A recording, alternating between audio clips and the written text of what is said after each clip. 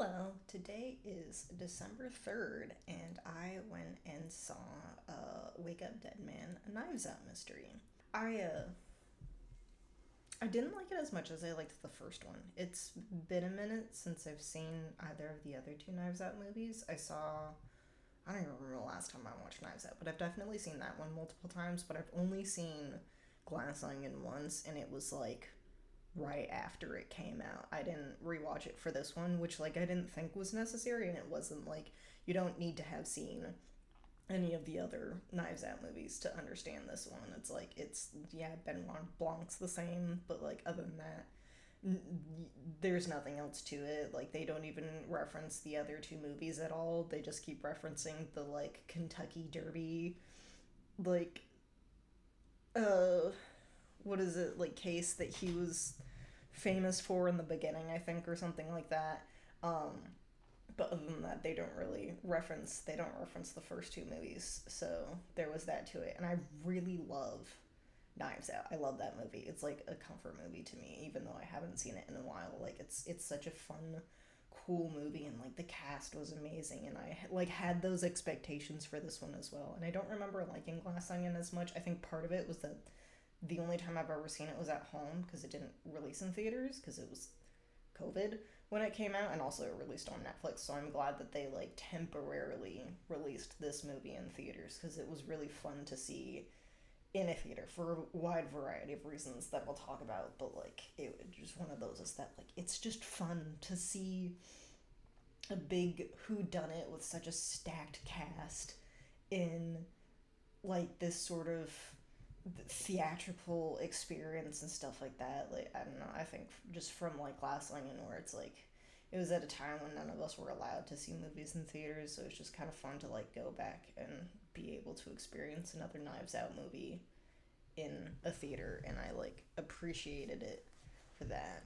Anyways, so I liked that. I thought it was a fun movie. I think the fun thing about the Knives Out movies are like who did the kills, like who killed the person, but also like how it was done is like in a similar sense where it's like with the first one it was like you spend the whole time thinking like well Marta spends the whole time thinking that she committed the murder, and then it turns out she didn't actually kill him and that he ended up actually committing suicide. And then with the second one it was like the murder had already happened by the time they were all on the island, which was really interesting, except for the second one where it's like, well, we know who the killer is now. It was just the whole scheme of like proving that he was a killer.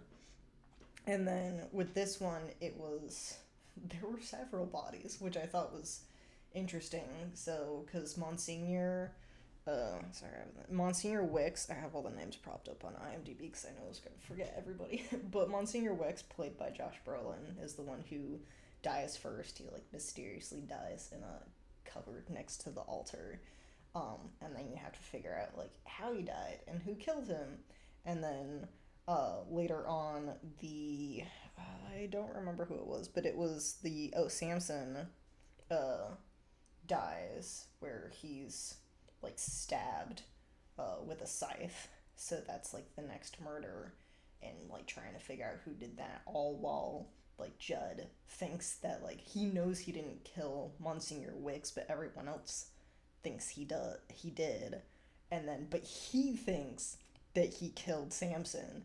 So like trying to like figure that out for himself was really interesting. Um, and then later on finding Nat's body in the like vat of acid and trying to figure out who did that, because it looks like Monsignor Wicks was risen from the dead and like killed him in a vat of acid, but obviously like that's not that's not how that works.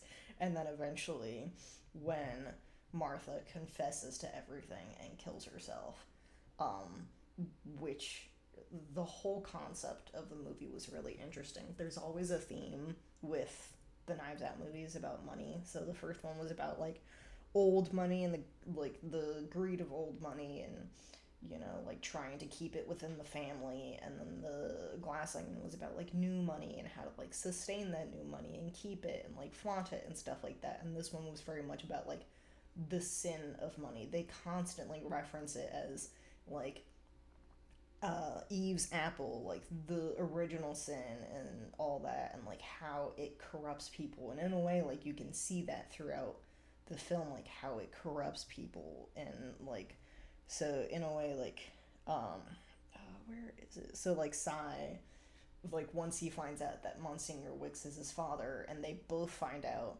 that like uh the previous Reverend Prentice like hid his giant mass of wealth somewhere, and they figured out where to find it, then like they come up with this plan to like screw everybody else over and like take it over. And even after Sai's like biological father dies, which like he doesn't really care about, he knew him for like a year maybe, but he very much was like, I want to know where the money is. And that's like the whole thing at the end, where he's like threatening Judd and Benoit Blanc, being like, if I see any renovations to this church, I'm gonna assume you used the like $80 million like diamond that's buried somewhere.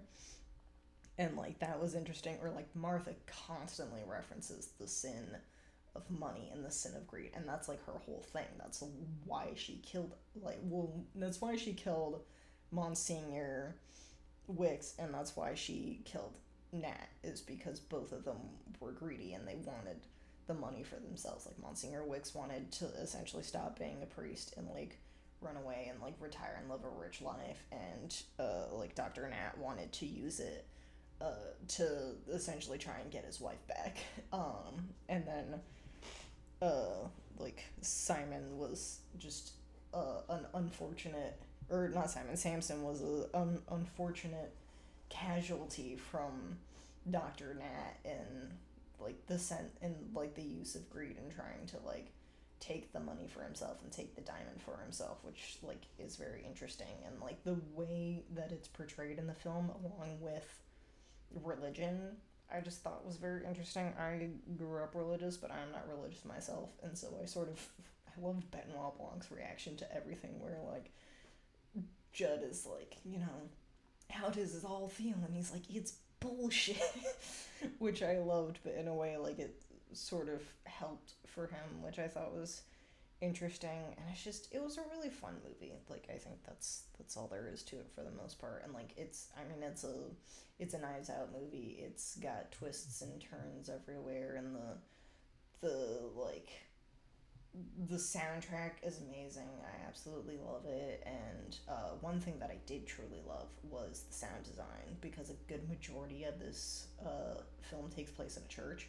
So like the sound design for that is amazing. Like it sounds like you're in a church. It's super duper echoey. There's a wonderful scene where like Blanc is talking in the church, and it's super duper echoey, and then he goes over to the box where Monsignor Wicks dies, and it's an enclosed space, and the sound immediately dampens because it's like a cement box that like sound is trapped in, and it's like an immediate change, and it like tickled my ears in the right way, and it like sounded so cool, and I absolutely loved that it did that. I was like, that's so cool and interesting that it does that. And like the sound design for everything was really really cool. The like staging was great for everything. Like the way that everything is shot, it's like everything is done in a really cool way. There's a shot like outside where like Judd and Blanc are arguing, and in the background you can see someone with like a lamp walking past them, which looked super duper cool because you can't even see them, so you're like, who the fuck is that? And then later on it's revealed like, oh, that was Dr. Nat, ready to essentially like welcome Samson dressed as Monsignor Wicks, which was really interesting. And like the way that it was set up, and it's like the depth of field and stuff like that was so cool, and it works throughout all the films. Or there's a really cool scene where they're all sitting in like the living room of the house where Judd and Monsignor Wicks live, and it's like in the present, and then Sai brings them essentially the videotape of when they were all meeting without Judd, and like Blanc and Sai and Judd all move into the office, and the door closes, and like immediately switches to a shot in the past of the group still there, like in their respective spots, but with Monsignor Wicks there instead of Judd now, and that was like a really interesting shot, and I really liked that one. Another thing that I really liked was the lighting. I can't tell if it's actually natural. It some parts it looks like it's fully natural, and at other parts it looks like the like quote unquote natural lighting was used in a specific way, because there are definitely shots where it's like there's sun like streaming through a light and then all of a sudden gets really really dark, so I'm not sure if they were trying to use a lot of natural lighting, but it worked really well. Like the only part, because throughout the whole film I was like, oh, this is a really cool use of natural lighting if it's natural, and the only one part that I was kind of like, maybe this isn't like accidental natural lighting coming in from the sun outside and maybe it's purposeful, is a shot towards the end where like Blanc gets his realization moment on who, well, he already knows who the killer is, but he gets the realization moment on that he doesn't want to reveal in front of everybody else who it is, and wants to give Martha the chance to confess the murder herself. And there's like a shot where like the sun is streaming down on his face, and it's sort of like a weird like maybe God is speaking to him sort of situation. Everyone kind of looks at him being like the atheist in the room like thinks that God is talking to him, and he's like, no, that's bullshit. But I'm like, realizing that maybe I shouldn't oust her like that. Like that he also knows that she was dying at the same time. Like he kind of realized, he's like, oh, she knows that I'm about to oust her and she's gonna commit suicide. So he was like, no, I will let her go out on her own terms and confess to her own sins. And that's what ends up happening. Like everybody leaves because they're like, oh, Benoit Blanc's stated that Monsignor Wicks has risen from the dead essentially and doesn't want to reveal who actually killed everyone. And then she walks in later on and like in a form of confession confesses that she killed Monsignor Wicks and Dr. Nat, and that like unfortunately Samson died in the process because of the constant searching, and like her with like quote unquote good intentions trying to hide the $80 million jewel because she doesn't want anybody to be like tempted by it, but then that it gets like she kills people for it, and it gets her husband killed in the process for it, so it backfires greatly, and it doesn't add up and doesn't work all that well for her, and then she commits suicide herself because of it. I mean, in her defense for Dr. Nat, he did try and kill her. She just switched the drinks because she knew that he was going to try and kill her because he killed her husband. But yeah, like it's just sort of that way, and I think in a way, but also like in a way like her forgiveness, because there's like they constantly talk about Monsignor Wicks's mother and how she was considered a whore and a charlotte, and like they all shat on her the whole time throughout the whole movie, and it's like she was just put in a shitty situation and treated like shit by everybody. In a way, I think that's like part of like the theming of the movie. Like part of it, yes, is the commentary on like money and greed and stuff like that, like all the other ones are, but this one's also on like how sort of religion in a way can oust other people, because that's Monsignor Wick's whole thing, is that he's such a cruel pastor who like just sermon or like does sermons for like the most arduous things, and will like pick a new person and like pick on their insecurities and their sin, like their quote unquote sins and stuff like that, and essentially like get them to leave, to the point where it is just those core people going to the church. Like the church is dying because he's making it die, because he wants everybody else to suffer, and in a way he still makes those people suffer too, just like not as much, and they're like too afraid of him, and like they care too much about what he preaches to actually like run away from it. Which is when Vera finds out that Sai, the kid she's been taking care of, is actually Monsignor Wick's illegitimate son. She calls him a hypocrite, like as she should, but he very much was like, it's fine, but like you're still a piece of shit, and I'm like, so are you. But it's just, that's very much like a theme with this, because I think in a way like people use religion to put in their opinions about things, and Blanc definitely goes on a whole speech about that, which was really, really well done, where it's just like people use their religion and like try and quote parts from the Bible to like oust other people, and it's like that's not how that works, and it doesn't work well, and it just isolates you, and it like turns you into this like horrible cohort of these like few people who all essentially hate each other, because that's the point of these movies, is that the people who are there, who are all suspects, essentially all hate each other. They just tolerate each other's bullshit because they have like one thing in common. And like the first movie, it's like they were all related in some way, shape, or form. In the second one, it's like they all went to college together. And in this one, it's like they all go to the same church and they all follow the same pastor. And while like they all kind of know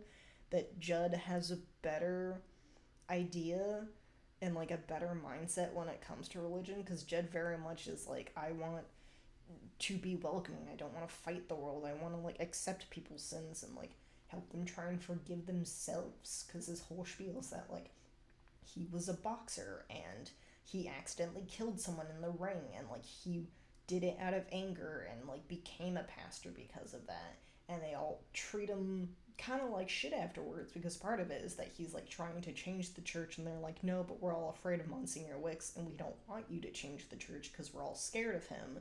But also it's like he kind of has a point, like you have to, you know, like accept other people's flaws and stuff like that, and in a way like they never do, even to Monsignor Wicks.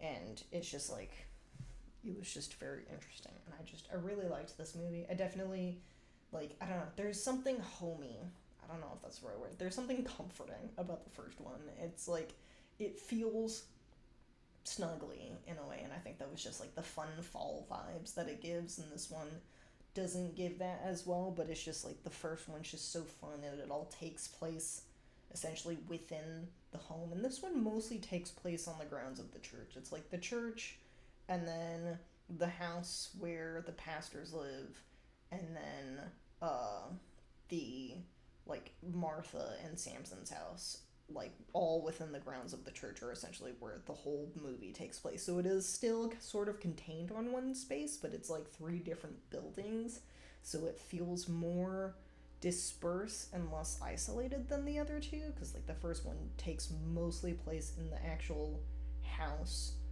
where the murder took place, and then the second one, it's like on a private island, if I remember correctly, and I think it's like one big giant building.